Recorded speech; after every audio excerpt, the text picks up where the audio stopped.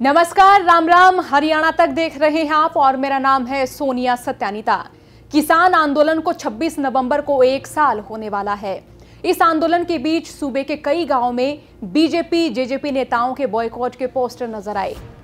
कहीं लिखा गया कि इस गांव में बीजेपी जेजेपी नेता अपनी ही जिम्मेदारी पर आए, तो कहीं लिखा कि गांव का कोई भी बाशिंदा बीजेपी जेजेपी नेताओं को अपने व्यक्तिगत या किसी दूसरे कार्यक्रम में ना बुलाए।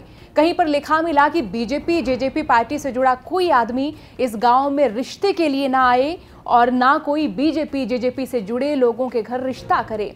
लेकिन आपको जानकर हैरानी होगी कि अब आरएसएस, बीजेपी और जेजेपी नेताओं के विरोध की बात शादी के कार्ड पर भी लिखी जाने लगी है। जी हां, झज्जर के ग्वालिसन गांव के रहने वाले राजेश धनखड़ ने अपनी बेटी के विवाह के कार्ड पर बीजेपी, जेजेपी और आरएसएस के लोगों से उनके शादी समारोह से दूर रहने का संदेश छपवाया है। इसमें जो आरएसएस, बीजेपी और जेजेपी के जो नेता बैठे हैं, क्या इतनी इनके अंदर मर्यादा नहीं थी कि वो इसी जमीन से जुड़ के, इस खेतों से गुजर के इस पार्लियामेंट में पहुंचे हैं? जब हमारी माँ, बहन, बेटी 1 साल से रोड पे बैठी थी, जिन औरतों ने सर्दी में, बरसात में, गर्मी में अपना सब कुछ छोड़ के इस देश के किसान के लिए लड़ाई लड़ी, तो आज शादी के मौके पर बीजेपी, आरएसएस और जेजेपी वालों को बुलाना तो 750 किसानों की आत्मा की तौहीन है।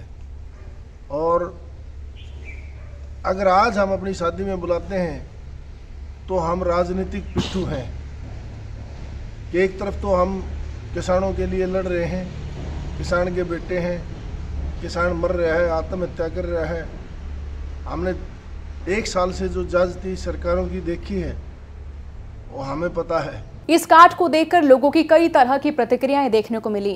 किसी का कहना था कि अपने व्यक्तिगत समारोह में राजनीतिक बातों को उठाना ठीक नहीं है, और किसी का कहना था कि ये नई पहल है, किसानों के पक्ष में रहने वाले लोगों को ऐसा करना चाहिए। ये सवाल जब राजेश धनखड़ से पूछा गया तो उन्होंने क्या कहा, जरा सुनिए। ये लोग जो बॉर्डर पर बैठे हैं, ये भी तो अपनी जान पर्सनल दी है।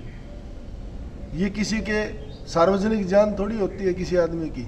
जिन लोगों ने जान गंवा दी वो भी तो अपने घर के मेंबर थे, वो भी तो इस समाज के हिस्सा थे।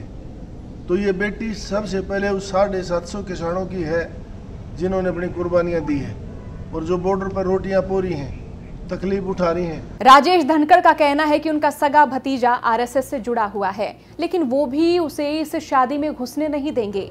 इन्होंने हरियाणा तक से बातचीत के दौरान बताया कि जब से इनका कार्ड छपा है तब से इन्हें धमकी भरे फोन भी आ रहे हैं। कल रात से हमारे पास 400 फोन आए, जिसमें 10-20 लोग तो लखनऊ से और उत्तर प्रदेश से, राजस्थान से बीजेपी, आरएसएस के लोग थे। मेरे पास रिकॉर्डिंग है जिन्होंने अभद्र भाषा का भी प्रयोग किया है। आप किस पार्टी से बिलोंग करते हैं? मेरा किसी पार्टी से लेना देना नहीं।